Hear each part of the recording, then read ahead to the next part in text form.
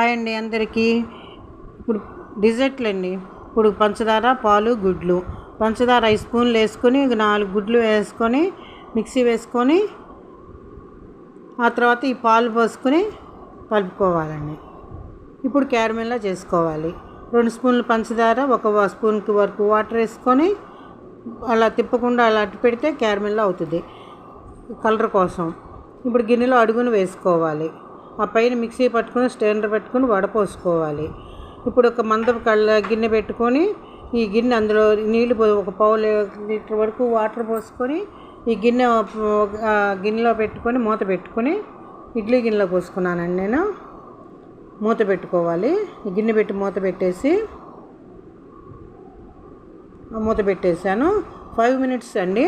ఆ తర్వాత చూస్తే గడ్డ అయిపోద్ది. ఒక 5 నిమిషాలు ఫ్రిడ్జ్లో పెట్టుకుంటే గట్టిగా అవుద్దండి. అలా బోర్లు వేసుకుంటే అలా ఉంది.